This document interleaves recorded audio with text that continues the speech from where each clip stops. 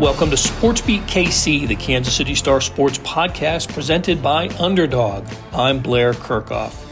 We're catching up with the Royals and the Chiefs on this show. Chiefs beat writer Jesse Newell breaks down the storylines from the first 2 weeks of training camp at St. Joseph. We discuss rookie left tackle Josh Simmons and how another newcomer at tackle, Jalen Moore, fits into the equation. Also, we examine the secondary and the kick return game. But first, star columnist Vahe Gregorian talks Royals. It's been an eventful few days for the club with trades and injuries and signings. We added up and asked if the Royals are in it to win it this year or are they shaping up for future seasons with these latest moves. Okay, let's get started. Vahe Gregorian, star columnist, is here. We're going to talk Royals to get this thing kicked off.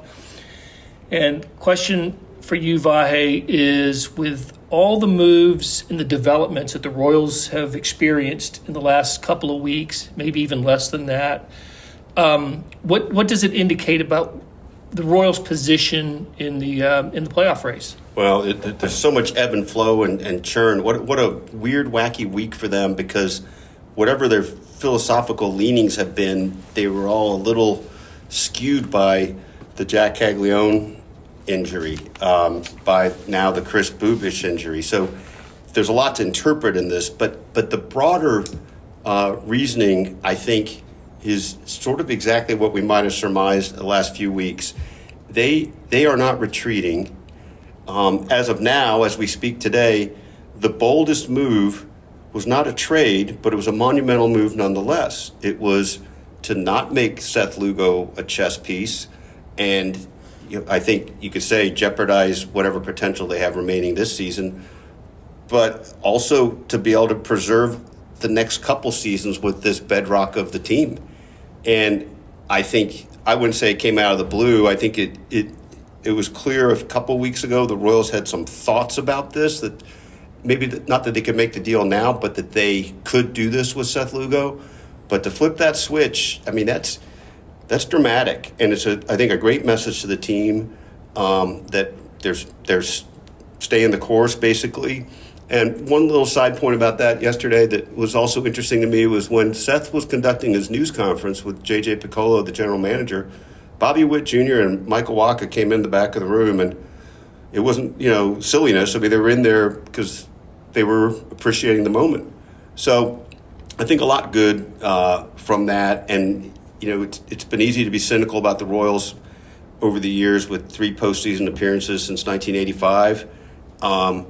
But all we've seen the last 2 years in particular tells us that, the trajectory is right and true. I think what the signing tells us, which, by the way, 2 years, $46 million, with a chance for it to be 3 years, $63 million.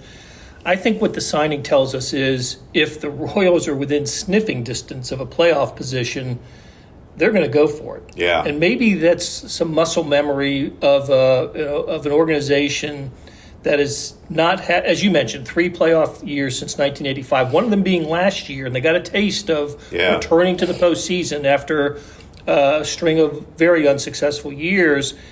If they're close, and by close, we'll define it as going into tonight's game against the Braves, game 2 in the series, 4.5 games back of the wild card with, I think, 3 or 4 teams between them.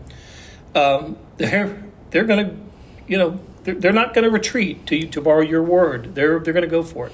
And I think, what's interesting about that, you just alluded to the schedule a little bit. I'd have to reset to look at the numbers, but I think one of the things that informs their thinking is that a good number of these next games, especially in the next few weeks, are against the teams that they're in the mix with.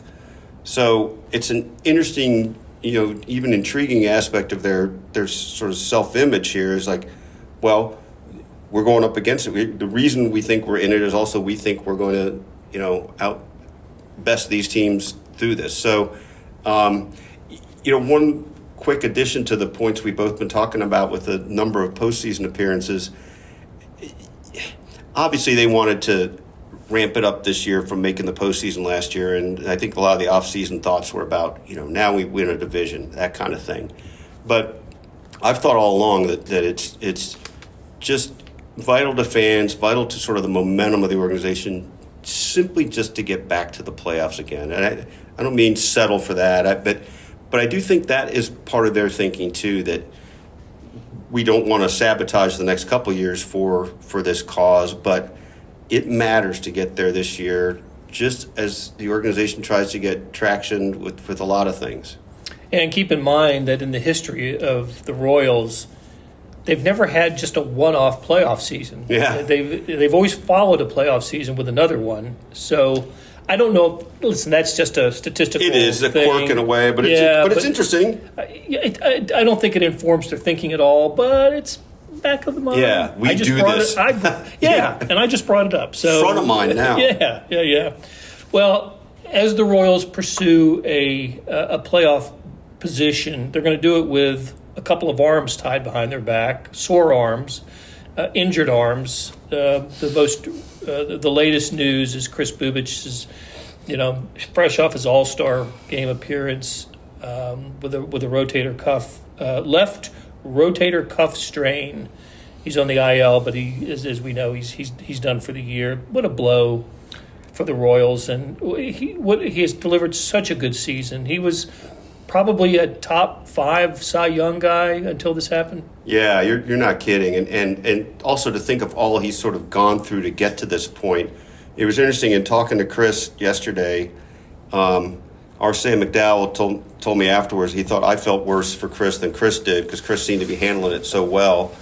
But I do think Chris immediately was talking about how he sees this as an opportunity to get better in other ways.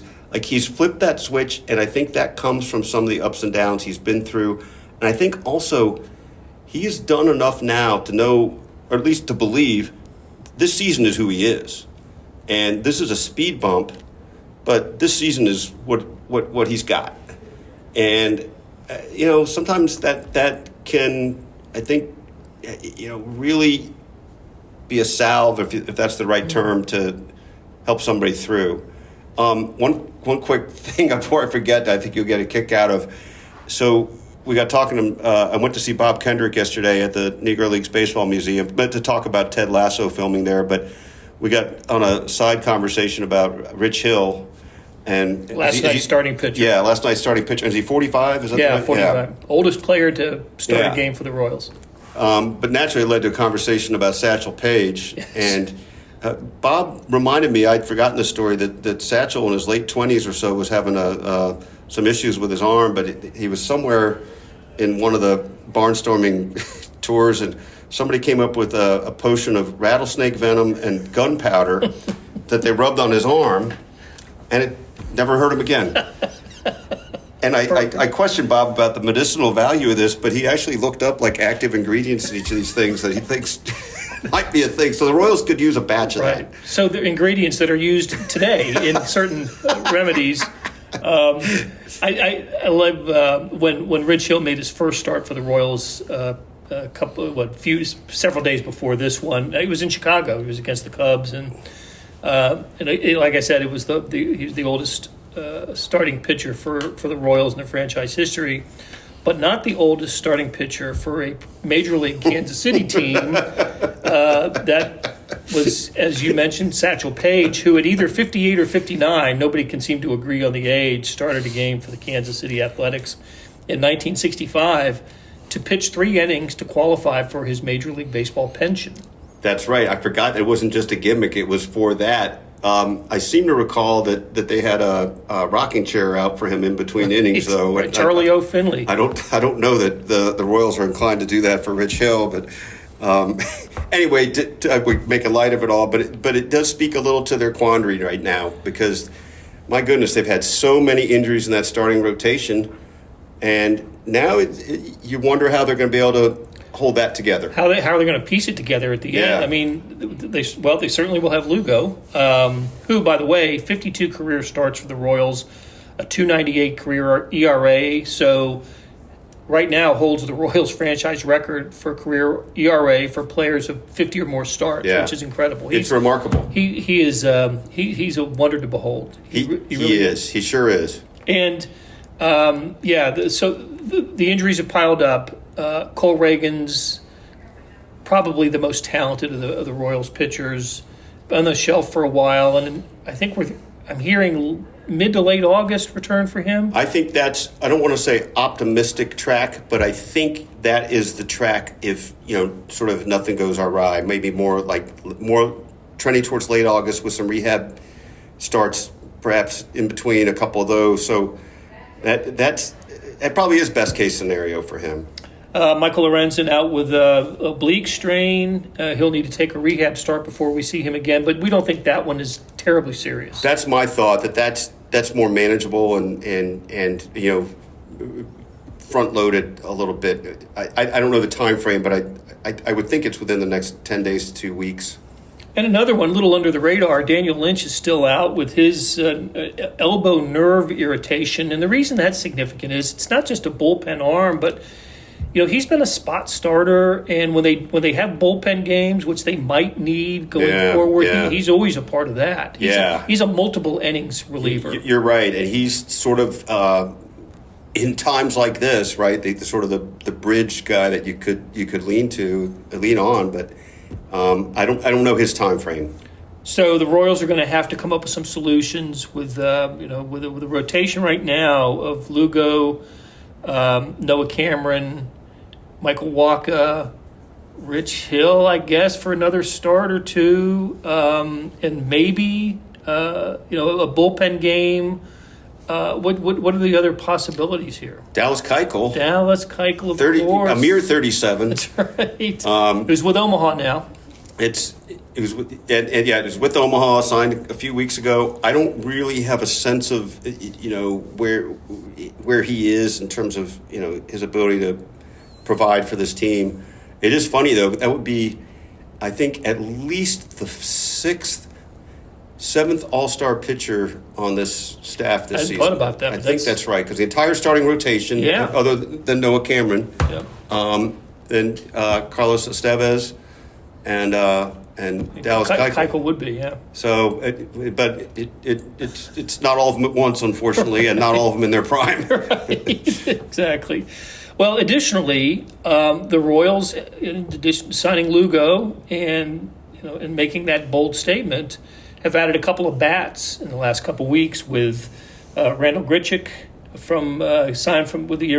traded from Arizona, and then they picked up Adam Frazier too from the Pirates, who has gone the Pittsburgh, Kansas City route for Adam Frazier, but actually he's had some nice at bats, and Grichuk has as well. So further proof that the Royals have been in it to win it. I think so, and I think what's interesting about those moves, look, neither of them were blockbuster moves, but I think the incremental progress for a team that has struggled with a lot of little things, right, and probably I think it benefits from some more veteran leadership.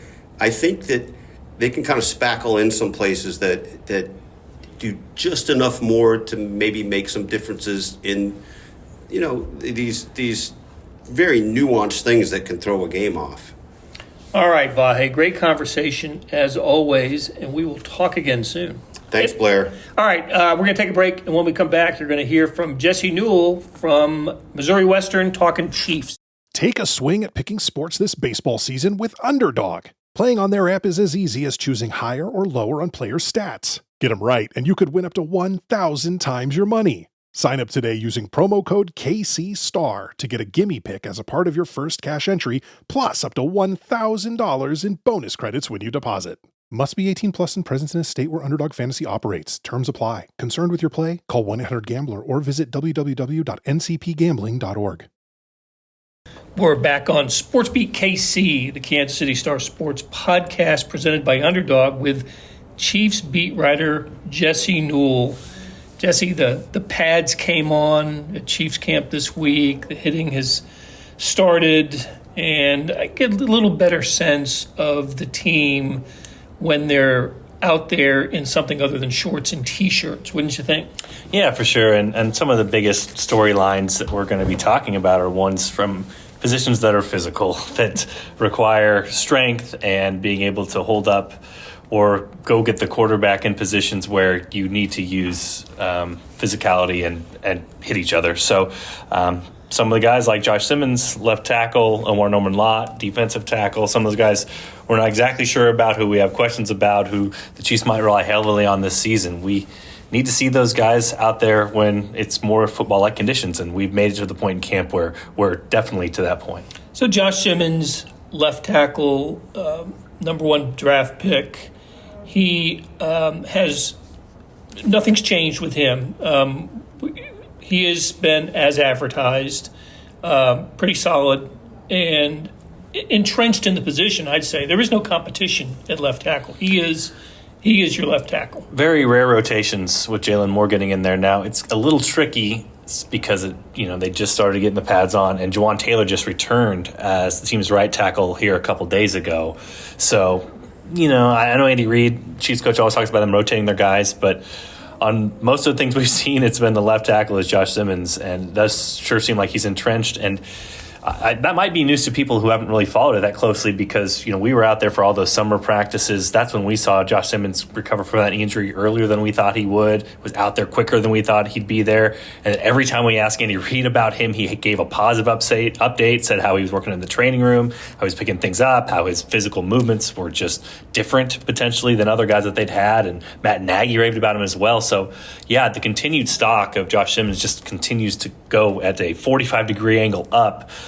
So, like I said, if you're tuning in a little bit late, you might be surprised to hear that Josh Simmons is so far out ahead of the field, it seems like right now.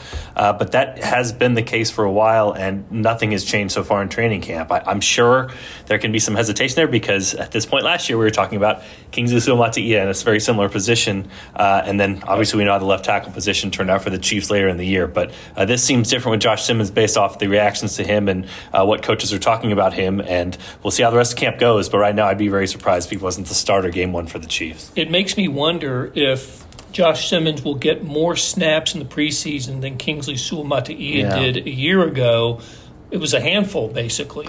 I remember the Jacksonville game, we talked about how much they're going to let him play because they need to get him reps, and he was 5 or 6 snaps, if I remember right, maybe 9. I mean, if it was 9, that's stretching it, but it was not more than 10, and we were like, oh my gosh, this guy is the left tackle. They're basically gave him the job. Yeah, handed him the keys to the city, and again, we all know how that turned out. And it's in that regard, Blair, we have to mention that Kingsley is basically entrenched as left guard, too. Yes, that has not been a competition so far between him and whether it be Mike Caliendo.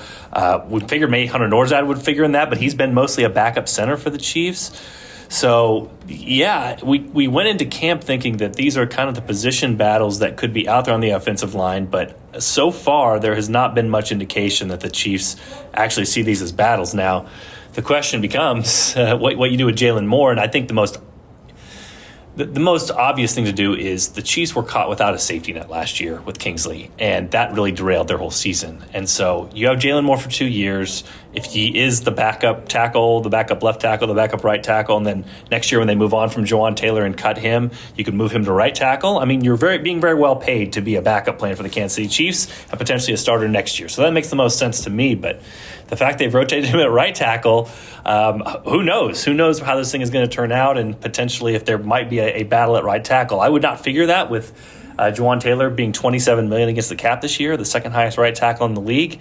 But we'll see how this progresses and see how this plays out. But as of right now, like I said, all systems go for Josh Simmons. It sure seems like he's going to be the starting left tackle for the Chiefs in Week 1. Right. So Juwan Taylor was on the PUP list for the first week. The non-pad section. Yes, exactly. He came back for pads. Yep. And so I've noticed that he gets the starting call for the first snap or the first couple of snaps on every drill, 11 on 11 or 7 on 7 that the Chiefs do, or 11 on 11, not 7 on 7. But Jalen Moore does come in and spell him from time to time.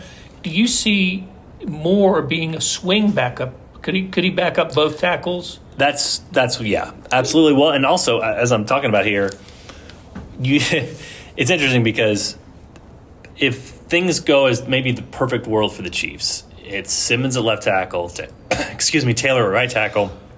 As you're talking about, Blair, Jalen this year being the backup left tackle, or at least a option at left tackle if they need him, or if Josh Simmons falls off, or whatever the case may be. But next year, the position in a perfect world is that Josh Simmons is your left tackle, and they need a starter at right tackle when they move on from Juwan Taylor. So, yes, potentially they're going to need him to be a great left tackle this year, Jalen Moore, if in case of needed, and then a great right tackle next year when they have an open position. And so it would make sense for him to be a very well-paid swing tackle this particular year if things trend as they are.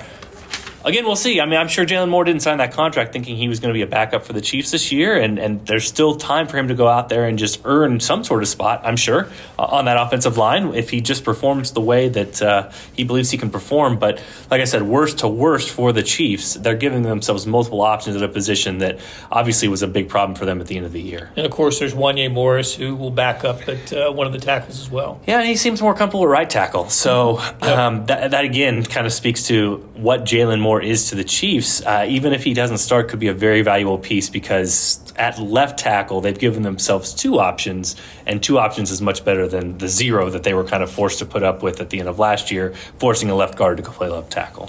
Okay, I want to go over to the other side of the ball and talk about a position group that we really haven't spent a lot of time on, and that's the secondary, the defensive backs. And the reason I bring it up is I started to wonder in the last couple of days watching practice, could Josh Williams be the odd man out in the secondary? Is it possible for one of the members of that, fantastic 2022 draft class to maybe be, on the edge here? The roster bubble, it is. And I think one of the greatest things you can tell from camp or from us being here every day, Blair, is just the rotations of the ones and the twos and the threes. Because, if people are out there listening, do they care what I think about the left tackle's hands and drills? Probably not.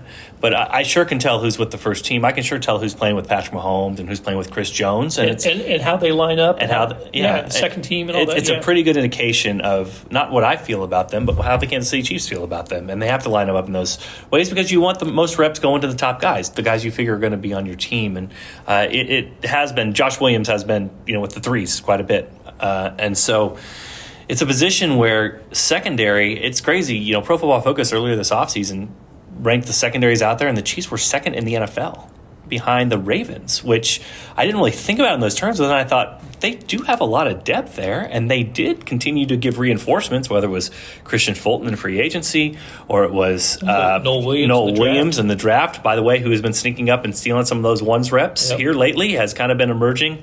I think Joshua Williams is definitely in a fight in a roster bubble situation. Probably still on the right side of it at this point, but they have lots of other options. And we know, like, Steve Spagnuolo loves Najee Johnson. He's kind of mixing in with the ones a little bit. Shamari Connor's a recent draft pick. They love as sort of a hybrid player. And then we talked about some of the other guys that are in the mix there. You would think a Mike Edwards is going to take a roster spot because they love him at safety and they love what he did from a couple years ago. And so, you dwindle those numbers down, and all of a sudden there's guys that have been major parts of this team that potentially might not be in the future. Now, with Joshua Williams, you're looking at him like a Chris Roland Wallace. Both of those guys were on the active roster all last year. Roland Wallace can be more of a slot corner, and so that'll depend on how much they want to put McDuffie in the slot. So a lot of different questions go with that. But if you look at Josh Williams, once Jalen Watson got healthy, he did not take cornerback snaps in the playoffs. And so I think their trust level for him was sort of dictated with that. So I do think that's kind of the range you're looking at. Chris Roland Wallace, Joshua Williams, potentially those are the guys that are battling for one of the last cornerback roster spots. And as you said, the Fab Five from the 22 draft class has treated the Chiefs so well. That's one of them that definitely potentially has to earn his way onto this roster. And something I heard at an Andy Reid press conference earlier this week that I guess I had not heard before was regarding Fulton, that he had some little cleanup surgery in the spring. That was the first I heard that. Yeah, it's sort of similar to Juwan Taylor because we'd heard the same things about him. He had a cleanup surgery. And so those guys, you just kind of take your time getting back. And that's a major question, too. That's why you like having depth, is because when we asked Andy Reid about Juwan Taylor coming back and Christian Fulton coming back, he said at the time, the first day or 2 days before camp started here in St. Joe, he said, I think Juwan Taylor's closer. Well, we saw 4 days later, Juwan Taylor returned, so he was closer. How far is Christian Fulton out? Again, the Chiefs aren't really required to tell us, and I see Christian Fulton come down the hill every day, and he's got his jersey with him, and he goes in the medical tent and does some sort of stretching stuff. So it's not like he's in a wheelchair or a stretcher or anything like that. He's under his own power, but when he returns is a question mark, and who knows how the injuries play out. That's why you like having multiple bodies you like. Fulton has that injury history. I'm sure the Chiefs hope he can get back because he should be a major part of their defense if he's able to return. Yep. Let's talk about the return game, and this kind of by extension is also discussing wide receivers, especially the bottom part of the depth chart with wide receivers. I know you have a pretty strong feeling, a hot take. Yes, a hot take on this that kind of runs contrary to the press tent. It does. At Missouri Western. You let us know. You tell us what you're feeling on this. So the question becomes Nico Remigio, Yep. and he is like the ultimate safety blanket for the Chiefs when it comes to punt return because we know the problems they've had in the past. Guys that don't catch them or only fair catch them or have no dynamic ability in the return game. And to be totally honest, like Nico's great skill is sort of cutting vision, catching the ball. I mean, he's not a breakaway guy. He's not a breakaway guy. He's been caught from behind on these things as well. I'm just going back to a few months ago when we were talking to Dave Tobe, the Chief Special Teams Coordinator, about Nico, and he just kind of went out of his way to say that this was going to be a competition and they were going to keep looking. And I'm not as convinced. To be fair, this week when we talked to Dave Tobe, we asked him about returners. He said Nico has been far and away the best one they have. And I have no doubt that's true. And listen, Nico, we've talked to Nico Blair. He's like one of the best guys to talk to. I love talking to him. He grinds his way up. He's not the tallest. He's not the fastest. He's had to earn everything he has. But I do think with the Chiefs and some of the lack of pop that they've had offensively and at the end of their running back or the receiver room, and we heard Matt Nagy, the offensive coordinator today, talk about how much he loves their receiver room from top to bottom. I'm not sure Nico's a lock. I hear in the media tent, a lot of people do think he's a lock based off what Dave Tobe said. I think the Chiefs could fake their way on a punt returner to potentially get somebody with a little bit more juice offensively, especially knowing that the back end of that could be utilized and that Rashee Rice potentially is going to be suspended at the start of the season. You might need some more of that playmaking on offense to get you by. So I don't see him as a roster lock yet. If he's on the roster, obviously he was at the end of last year. It's not going to be a super shock, but I'm just not as convinced there because Nico's value is basically special teams. I mean, you're basically keeping him as a special teams only player. And the problem with that is this is not Devin Hester. It's not Tyreek Hill. I mean, he's a very good specialized skill player in that, but he does not have game-breaking, speed, dynamicism, right. all those sorts of things. And we got to remember, too, he fumbled quite a bit last year as well. I mean, he's secure with the catch, but he fumbled a few times leading up to the playoffs and in the playoffs, too. So I'm not convinced of his roster spot like some other people are. I think part of that is based off of Dave Tobe's comments from a couple months ago, but we'll see how it plays out. And obviously, I mean, if there's anybody to root for to get a spot, it's Nico because he definitely has earned everything he's gotten and obviously has earned a chance to make his way onto the Chiefs based off of what he's done and shown them in special teams.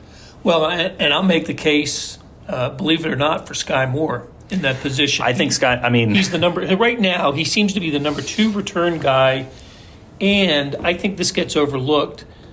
He has a lot of experience in this offense, which I think is valuable for what they might be looking for on a roster without Rashee Rice. So if we're talking ones, Blair, I know people will get mad at me saying this, shooting the messenger, but you talk about the receivers that line up with the ones. Sky Moore is a guy that does it a lot. Tyquan Thornton is a guy that does it a lot. Nico Armio is not a guy that does it a lot. He's with the 2s, sometimes the 3s. And so that to me as well is a little bit of an indication to say if Nico makes the team, they're not going to bank on him to be. They don't see him as a receiver. In that sort of way. Now, today's practice, he got a little bit more run with. So maybe they're starting to come around to like, hey, if you got to keep this guy, you got to figure out a way to make him useful on offense. But that's the numbers crunch we're talking about. I mean, if they go to 6 guys, I guess if you keep Sky Moore and Tyquan Thornton, that's already 7 with Rasheed. Is that correct? Yep. Assuming they keep 7 because Rasheed Rice, if he's suspended, you're going to need an extra body in that spot. But I don't see him cutting Sky. I don't see him cutting Tyquan Thornton. And this becomes a numbers game. And as you mentioned, Blair, you just said this, which is, can you put Sky Moore back there and have him catch punts? I know he's had the history a couple years ago where he was early in his career. It was rookie year when he was dropping them, but he's been catching them in practice for another 3 years. I mean, can he go back there and do it? And what are you missing if you have him do it as compared to Nico Armijo? So, long story. I mean, if you had had other people in the media tent on this, they would have said anybody that tells you otherwise is silly and ridiculous. That's the case I would make for the Chiefs, and it is a very crowded receivers room, and just based off the reps I've seen, it's going to be very hard for me to see them cutting either Sky Moore or Tyquan Thornton. Maybe there's a trade in the works. I don't know. But I do think that Nico, just based off the one-dimensional nature of what he does and based off of, again, him earning everything he has because he doesn't have just dynamic speed, I do think it's going to be still a tough spot for him to earn. And he earned it last year at the end of last year, but it'll be another one he has to earn again this year. All right, great stuff as always from Chiefs beat writer Jesse Newell. This has been SportsBeat KC, the Kansas City Star Sports Podcast, presented by Underdog. Thanks to our producers, Monty Davis and Randy Mason, and to our editors, Jeff Rosen and Scott Chasen. We'll talk to you again soon.